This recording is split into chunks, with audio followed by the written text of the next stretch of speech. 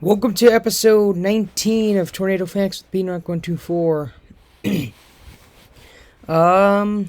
Today's video is about the 1991 Andover, Kansas tornado outbreak that occurred on April 26th and 27th, 1991.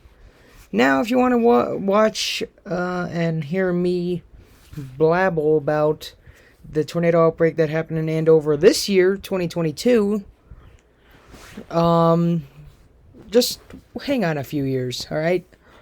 I mean, I do these every Sunday, and it'll take a while. So, from April 26 to April 27, 1981, multiple supercells across Oklahoma and Kansas led to a regional tornado outbreak. Forced by a potent trough and focused along a dry line, these distinct thunderstorms moved northeast through a moist and highly unstable environment. A total of 55 tornadoes were confirmed, many of which were strong F2 or greater on the Fujita scale. A widely documented F5 tore through Andover, Kansas, killing 17 people. Additional fatalities occurred from significant tornadoes in other portions of Kansas and Oklahoma, with 21 deaths recorded in all. An F4 tornado was detected by a mobile Doppler radar team, which observed winds up to 270 miles an hour at the top of the funnel. The first time winds of F5 intensity were measured by radar, and the highest winds recorded by radar at the time. A news team recording an F2 tornado sought shelter under a Kansas Turnpike overpass, causing a misconception that overpasses can provide adequate shelter during a tornado. This outbreak occurred within a transition period for the National Weather Service and proved the value of NEXRAD radars, which were utilized in Oklahoma to provide advance warning to residents. Now here's your meteorological synopsis. On April 25, 1981, the National Weather Service issued a warning of impending weather system, noting that computer models were indicating this to be a very significant severe weather producer with tornadoes occurring across the central and southern plains. On the morning of April 26, the organization delineated a high risk of severe weather across the Great Plains. A southeast tilted trough extended across the southwestern United States that morning, and a distinct jet streak or a region of enhanced winds at the base of trough on the order of 75 to 85 knots, 85 to 100 miles an hour, or 140 to 155 kilometers an hour, was progressing northeast toward the plains. Through the morning hours, an 850 millbar, or approximately 5,000 foot, 1,525 meter low-level jet up to 60 knots, 70 miles an hour, 110 kilometers an hour, overspread regions from south-central Kansas into northward into eastern Nebraska. A surface low-pressure area existed over southwestern Nebraska, supporting a dry line southward into Texas and a warm front southeastward across the eastern sections of Kansas and Oklahoma. In the unstable atmosphere between those two boundaries, surface dew points rose above 6 degrees. Abundant sunshine contributed to destabilization as lifted indices topped to minus 12. Minus 12 from central Oklahoma into central Kansas, and Cape values reaching 4,000 joules per kilogram. Minimal capping inversion existed across Oklahoma, and even during the evening hours, and tornado-producing storms first developed across western Oklahoma around sunrise. These storms weakened as they moved into Kansas. Back to the west, the dry line progressed rapidly eastward, but began to slow precipitously during the afternoon hours. I did not say that right, I know for sure. Attempts at thunderstorm development along this feature initially failed. At 12:20 Central Time, the National Weather Service issued a PDS tornado watch, warning the potential for multiple strong to violent tornadoes. This would be one of 24 convective watches issued that day. Despite early failure at convective initiation, supercell thunderstorms rapidly erupted along the dry line during the afternoon as the jet streak propagated into the Great Plains, resulting in a regional tornado outbreak of tornadoes stretching from Texas to Iowa. Violent tornadoes were concentrated in southern Kansas and Oklahoma, although intense tornadoes were observed in Iowa, Texas, and Nebraska as well. Now here's your confirmed tornadoes.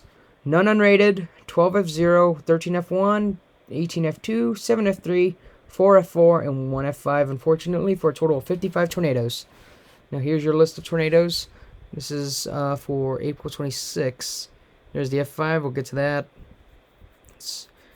We'll get to this one here. That's a Red Rock tornado.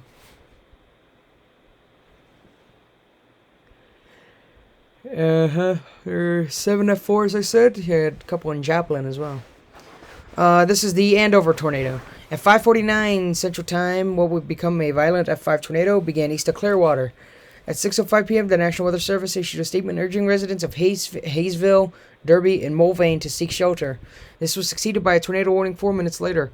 Around 6:16 p.m., the intensifying tornado began to affect southeastern sections of Wichita and directly struck Hayesville. It produced strong F2 to F3 damage in Hayesville while growing to a width of about 220 yards and acquiring multi-vortex characteristics. The tornado crossed the Kansas Turnpike about half a mile south of the South Wichita interstate interchange. In eastern Wichita, some well-built houses at the Greenwich Heights subdivision were completely leveled, indicative of strong F3 to F4 damage. 4 people were killed at this location. At 6:24 p.m., the violent tornado struck the McConnell Air Force Base, where it narrowly missed a lineup of 10 B-1 bombers, each worth $280 million, and 2 of which were equipped with nuclear warheads. 9 major facilities on the base were destroyed, including the Officers Club, base hospital, library, and elementary school. In addition, 102 housing units were demolished.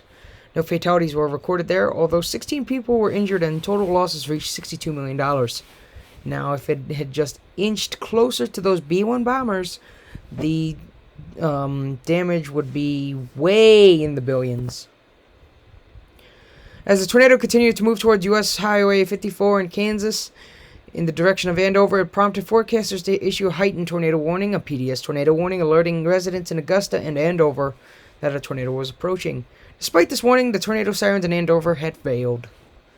At 6:31 p.m., with the sirens being failed, that made no sense. The Andover police drove through the Golden Spur Mobile Home Park, warning residents to seek shelter. Shortly after 10 minutes later, the large tornado entered southern Andover and began to impact the Mobile Home Park, which ultimately sustained a direct hit. Of the 244 manufactured homes, 205, or about 84% of them, were destroyed. Post-storm interviews by health officials found that 339 residents were home during the tornado, of which 146 evacuated, 149 sought refuge in the community shelter, and 38 remained in their homes. No casualties occurred among individuals who fled or utilized the shelters. However, 13 people were killed, and another 17 were hospitalized, and 9 sustained minor injuries among the group who remained in their structures. Additional homes were swept from their foundation to the west of this park, where the Andover tornado earned its F5 rating. Throughout the city, over 1,500 residences were devastated. The tornado continued northeast, affecting the outskirts of Towanda. 20 minutes later, the violent tornado dissipated west of El Dorado and north of the Kansas Turnpike, though the parent supercell would later produce additional tornadoes. Along the tornado's path, 84 frame houses and 14 businesses were leveled. A total of 225 people were injured. It is the final Kansas tornado to be given an F5 rating prior to the implementation of the enhanced Vegeta scale, which was principally used on the Greensburg EF5 tornado on May 4, 2007, which we will get to eventually. Now, here's the El Dorado Lake Kansas Turnpike Underpass tornado in F2. After causing widespread destruction in Andover, the parent supercell continued northeast and produced another strong tornado. This one, rated F2, tracked for 21 miles across Butler and Chase counties in Kansas. It paralleled the Kansas Turnpike for many miles before eventually crossing the road south of Casode, tossing vehicles up to 75 yards away from the turnpike. The tornado gained notoriety for when a Kansas television crew sought shelter underneath an overpass on the Kansas Turnpike. Video from the crew show a minivan several hundred yards along the turnpike being rolled multiple times, with other vehicles such as a large semi-trailer trucks overturned and severely damaged as well. Alongside the 1979 Wichita Falls F4 tornado, this marked the second prominent example of people seeking refuge from a tornado underneath an overpass. Information from the National Weather Service initially and indirectly contributed to this line of thought as well. During the 1999 Oklahoma tornado outbreak, May 3rd, the consequences of this practice were realized. On May 3rd, 1999, there were 3 locations where a highway overpass was utilized as a shelter from approaching tornadoes, and at all 3 locations there was at least 1 fatality. One of these, the Moore 99 tornado, was at a violent F4, F5 intensity as it impacted the overpass. One incorrect notion from the Kansas Turnpike video was the crew was protected by the weaker nature of the tornado as it passed over a primarily rural area in contrast to the Moore tornado. However, another F2 on May 3rd killed one person, proving that tornadoes of any intensity are capable of killing people harboring under overpasses. In addition to the fatalities, many people who had survived these tornadoes nonetheless suffered graphic injuries and sometimes permanent disabilities. Since the Kansas Turnpike video and the events on May 3rd, meteorologists have strongly advised people to avoid seeking shelter under highway overpasses for many reasons. 1. It exposes individuals to flying debris, which is the number one cause for death in tornadoes. 2. The elevated nature of the overpass subjects people to stronger winds than at ground level. 3. Overpasses may act to channel and accelerate the wind. 4. Many overpasses do not have girders for individuals to hold on, such as was the case during the Kansas Turnpike video. 5th, tornadic winds shift directions as the vortex passes, such that people originally protected from winds will still be exposed to its effects following the wind shift. The National Weather Service therefore notes seeking shelter under a highway overpass is to become a stationary target for flying debris with the substantial risk of being blown out and carried by the tornado winds. Additionally, such a move slows the flow of traffic and subjects other individuals to a potentially life-threatening situation. Now, Red Rock. To the south of several significant supercells in Kansas, another discrete storm produced a tornado at 6:30 p.m., which would reach F4 intensity and would track for 66 miles and reaching a maximum width of 1,500 yards.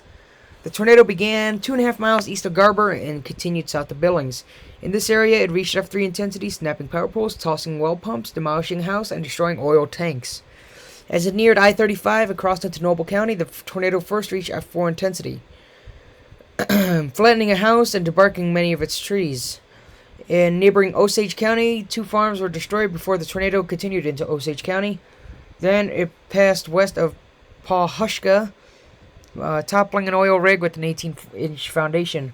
It lifted west-northwest of that city. Along the tornado's path, sparsely populated areas, several county roads had portions of their asphalt stripped away.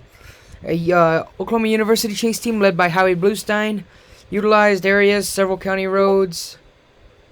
I read that already. Utilized mobile Doppler radar to analyze the tornado. The radar measured peak winds of 120 to 125 meters per second, or 270 to 280 miles an hour, at the top of the tornado's funnel, suggesting that the tornado probably had F5 winds close to the ground.